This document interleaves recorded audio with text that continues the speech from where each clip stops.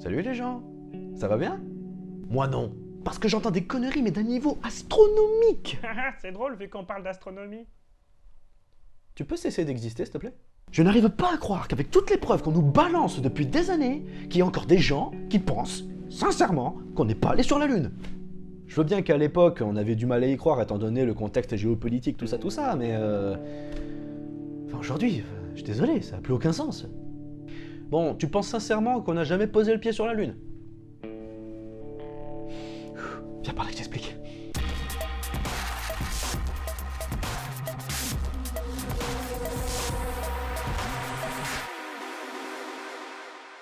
Pourquoi il y a encore des tas de gens qui sont encore si cons? Pourquoi encore ce genre de cons? Calme-toi, tu vas encore péter une durite. N'oublie pas ce qu'on a dit. La pédagogie, La pédagogie, c'est l'art d'expliquer au con pourquoi il est con. Mais gentiment. Le 20 juillet 1969, l'homme a posé le pied pour la première fois sur la Lune. Neil Armstrong, Buzz Aldrin et Michael Collins, l'équipe d'Apollo 11, furent les premières personnes à avoir posé le pied sur notre petit satellite. Et plein d'autres astronautes ont accompli cet exploit bien après eux. Bon, on sait qui est allé, c'est très bien, mais pourquoi on y est allé? À cette époque, c'était la guerre froide entre l'URSS et les États-Unis. Les deux pays se faisaient donc la course pour savoir qui avait la plus grosse. Technologie. Je sais pas pourquoi, j'avais oublié la fin de ma phrase. La course vers l'espace commence alors. Les Russes envoient le premier satellite dans l'espace, Spoutnik, et aussi envoyé l'animal le plus connu à être allé dans l'espace, la petite Laïka, qui est revenue sur Terre de manière très brutale. Et ils ont aussi envoyé le premier homme dans l'espace, Yuri Gagarin, qui lui, contrairement à Laïka, est revenu en un seul morceau. Les Américains étaient donc sacrément emmerdés à l'idée que les Russes puissent conquérir l'espace. Et aussi accessoirement, le fait que les Russes aient créé des fusées capables d'aller dans l'espace signifie qu'ils peuvent créer des missiles nucléaires de très longue portée et attaquer l'oncle Sam bien pépère depuis l'Oural. Du coup, les Américains, ils ont répondu « Ah ouais, t'es allé dans l'espace. Et ben moi je vais aller sur la Lune. » Et pourtant, malgré toutes ces années, il y a encore des gens qui n'y croient pas. Et ils te balancent des arguments, mais ils sont sûrs d'eux, hein. Les arguments que j'entends le plus souvent sont que le drapeau ne flotte pas, le ciel est trop sombre, pourquoi on voit pas les étoiles, si on accélère la vidéo, on dirait qu'il marche normalement, et blablabla, blablabla, il y a ta mère qui est derrière un caillou lunaire. Alors, je réponds vite fait à ça, le drapeau ne peut pas flotter sur la Lune. C'est vrai. La preuve, il ne flotte pas. Il est tenu par des fils. Et ce que tu vois là, ce sont des plis. C'est tout, parce qu'il l'avait rangé dans un compartiment. Tu vas pas non plus me faire croire que toutes tes couvertures, elles sont super nickel quand tu les déballes, toi, pour aller en colonie de vacances.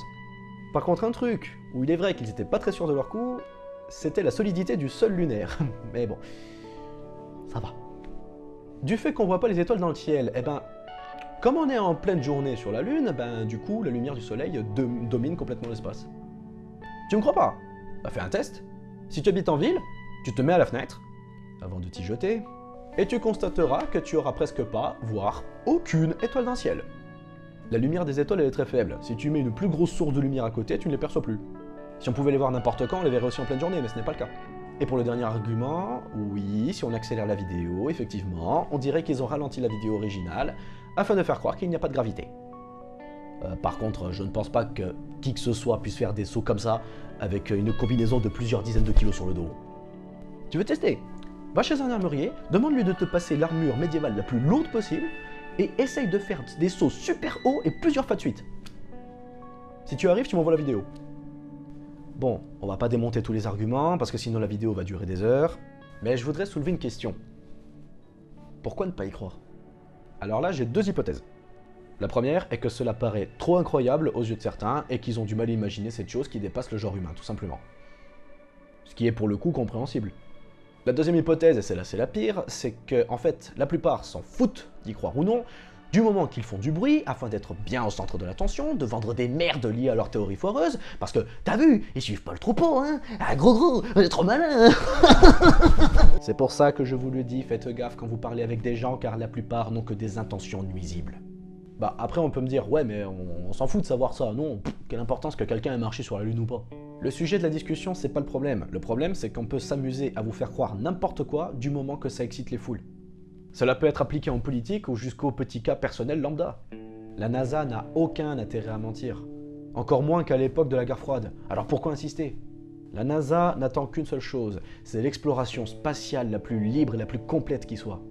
Les Américains n'auraient pas pris des risques aussi stupides juste pour emmerder les Russes. Ils ont failli ne pas y arriver d'ailleurs. C'était une tâche très ardue. Mais ils l'ont fait. Et on le refera. D'ailleurs, bientôt, le milliardaire japonais Yosaku Maezawa va devenir le premier touriste lunaire d'ici 2023. Vous vous rendez compte? Ça commence enfin. L'exploration spatiale avance à grands pas. Bon, c'est pas demain la veille qu'on ira au Luna Park de Futurama, mais en tout cas, on s'y rapproche. Merci SpaceX. Bon, le format de la vidéo me permettant pas d'argumenter pendant des heures, j'espère au moins que le peu que j'ai dit ait suffi à vous faire réfléchir, pour certains d'entre vous, ou d'autres juste vous divertir un peu. Et au passage, la personne là qui me dira qu'en réalité le milliardaire il y est pas allé et que ce qu'on voyait derrière lui sur son téléphone là, c'était un filtre Snapchat, mais je vais l'envoyer sur la lune à coups de pied au cul. Voilà les amis, j'espère que la vidéo vous aura plu. Je vous donne donc rendez-vous pour la prochaine vidéo qui, je l'espère, aura un sujet moins énervant. La bise.